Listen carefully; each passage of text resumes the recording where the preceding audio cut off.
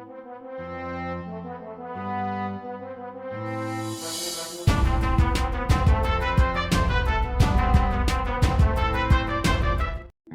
पिछले एपिसोड में आपने देखा रूडियस रेनोवा यूनिवर्सिटी के मजे ले रहा होता है।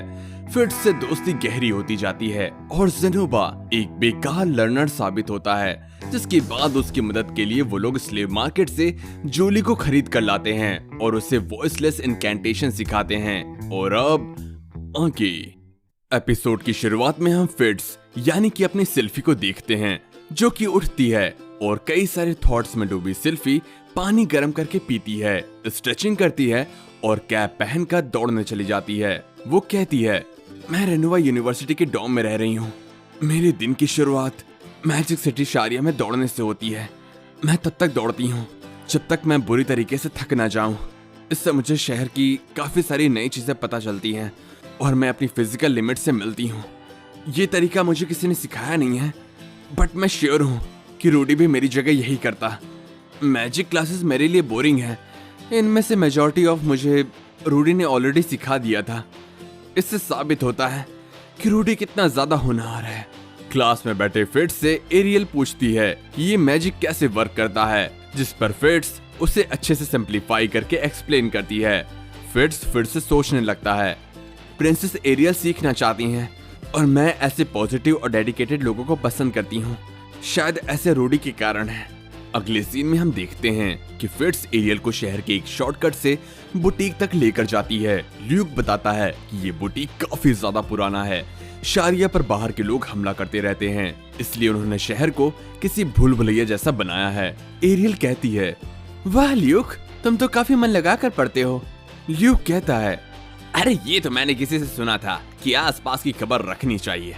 आफ्टर ऑल मैं एक नोटॉस हूँ। जिस पर फिट्ज सोचती है, नोटॉस, रूडी भी तो एक नोटॉस है ना।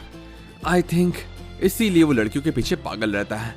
क्या अब तक उसने किसी और लड़की पर हाथ डाल दिया होगा या उसने किसी और से शादी कर ली होगी?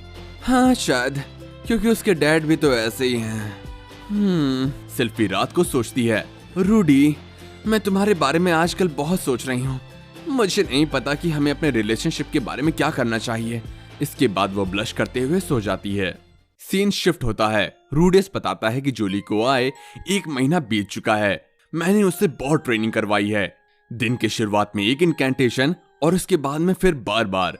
जेनोबा को नहीं लगता कि वो इस तरह वॉइसलेस इनकैंटेशन सीख सकती है, लेकिन जूली सफल रही। प्रोग्रेस दिख रहा है। मैं उसे ह्यूमन लैंग्वेज भी सिखा रहा हूँ, पर वो आधा अधूरा ही बोल पा रही है। जूली एक काफी अच्छी बच्ची है। जेनोबा, जिसे फिगर्स के अलावा किसी की भी नहीं पड़ी रहती, वो भी जूली की केयर करता है। मोस्टली स्लेव्स को खरीदे जाने पर उन्हें चिन्हित किया जाता है या उस पर मैजिक सील लगाया जाता है जो उन्हें भागने से रोक सके। पर जूली पर हम ऐसा कुछ भी नहीं करेंगे। वो स्लेव नहीं है, मेरी डेसिपल है और जेनोबा की सिस्टर डेसिपल। और फिर एक दिन एक घटना हुई। जेनोबा गर्व से कहता है, सुनो, मास्टर का पहला चेला होने के नाते मैं उनकी बनाई इस महान मूर्ति का अध्ययन करूंगा।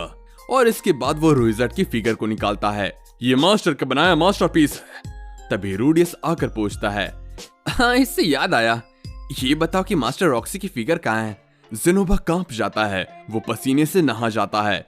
वो कहता है, वो मैंने शिरोने किंगडम में ही छोड़ दिया है। जिस पर रूडियस उसके झूठ को पकड़ लेता है। वो उसे दिखाने को कहता है। तभी जेनोबा उसे दिखाता है। रॉक्सी की खूबसूरत मूर्ति टूट चुकी होती है। रूडियस गुस्सा हो जाता है। रूडियस की आंखें आग समान हो जाती हैं। वो गुस्से से भरकर जेनोबा से पूछता है, तुमने आखिर ये क्यों किया? क्या तुम मेरी गॉडेस का अपमान कर रहे थे? जेनोबा की फट पड़ती है। वो कहता है, ये मैंने नहीं किया, मैं तो बस ड्यूल लड़ रहा था। मैं फर्स्ट ईयर में था, तब लीनिया और पर्सीना ने मुझे चैलेंज किया और हम दोनों ने कुछ प्रीसियस चीजें बेट लगाई। और इसके बाद जेनोबा रोने लगता है। रूडियस कहता है, चलो उन डोलिया की लड़कियों को सबक सिखाते हैं। सीन शिफ्ट होता है। रूडियस और जेनोबा लीनिया और पर्सीना के सामने खड़े होते हैं। लीनिया कहती है, रास्ते में क्यों खड़े हो बेशर्मो? और तुम मुझे एटीट्यूड भी दिखा रहे हो। लगता है आज तुम एक और डॉल तोड़वाने आए हो।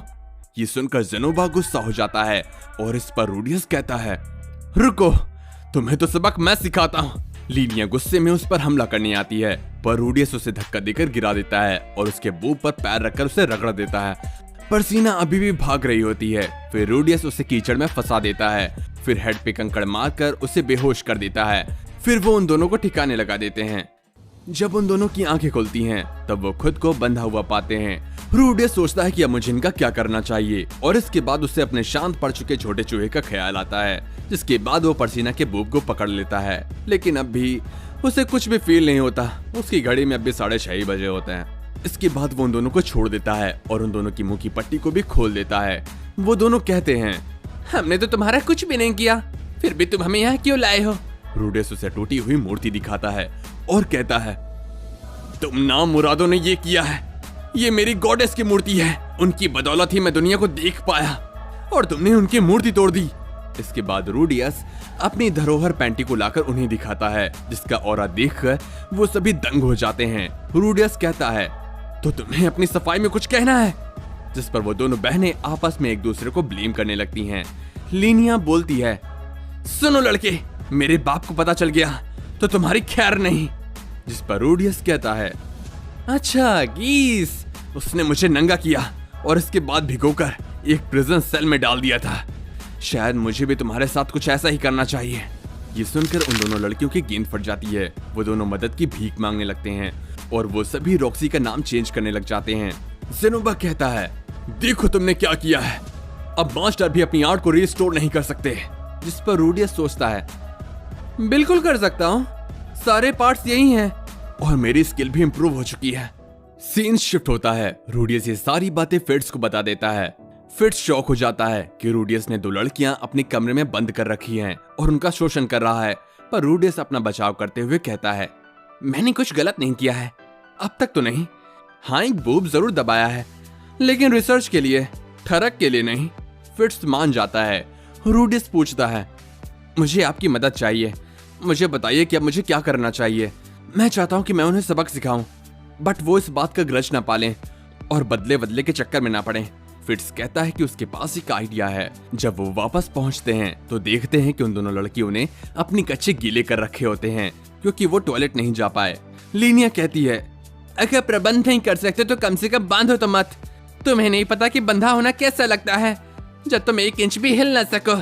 परसूना कहती है, मैं एक गुड गर्ल बन के रहूंगी, इसलिए प्लीज मुझ पे दया करो। मुझे भूख लगी है, मैं रात को भौंकूंगी भी नहीं, काटूंगी भी नहीं, तुम जो चाहो मेरे शरीर के साथ कर लेना।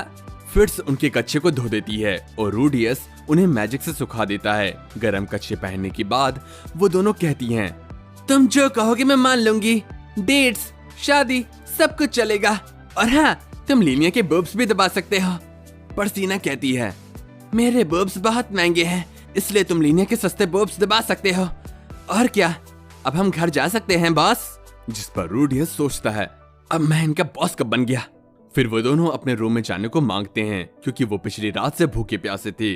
फिट्स कहता है, रुको जरा, सब्र करो, और रूडियस का आदेश पाकर वो आगे बढ़ता है और सस्ती पेंट से उनकी दाढ़ी मुझे बना देता है और कहता है, कबीले के लोग इन पेंट का यूज करते हैं टैटू के लिए, एक मैजिक स्पेल, और ये परमानेंट हो जाता है। अगर तुम रूडियस के अगेंस्ट गई तो मैं इसे एक्टिवेट कर दूंगा और ये परमानेंट हो जाएगा। तो कल से पूरा दिन इस पेंट के साथ बिताओ और फिर मैं इसे निकाल दूंगा। परसीना और लीनिया खिड़की खोलते हैं और जाने से पहले रूडियस से पूछते हैं, बॉस, आप हमारी मूवमेंट्स को इतनी आसानी से कैसे देख लेते हो? रूडियस कहता है, गिलेन के कारण, उसने मुझे काफी कुछ सिखाया है। लीनिया पूछती है, गिलेन, डोल्डिया कबीले के गिलेन, स्वॉर्ड किंग गिलेन?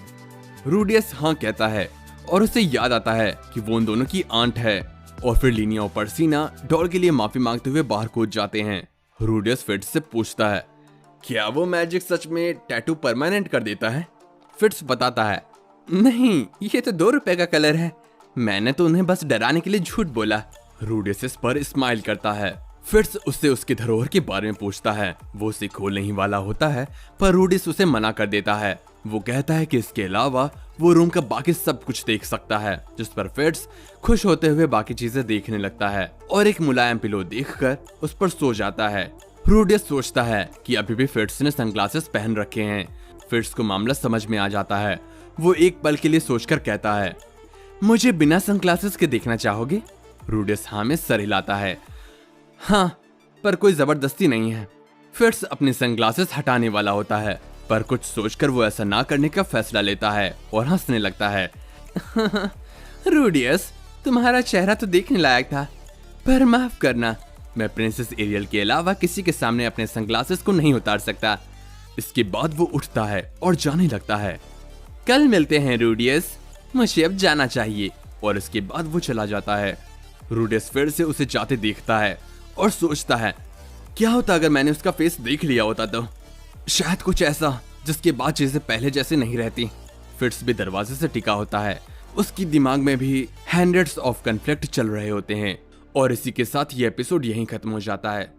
तो दोस्तों, आपको ये एपिसोड कैसा लगा हमें कमेंट करके बताना मत भूलना। जानता हूं अभी के एपिसोड थोड़े से स्लो चल रहे हैं, लेकिन मुझे तो इंतजार है कब रिजल्ट आएगा और मुझे एलिना लिसा के साथ उसका टेस्ट मैच देखने को मिलेगा।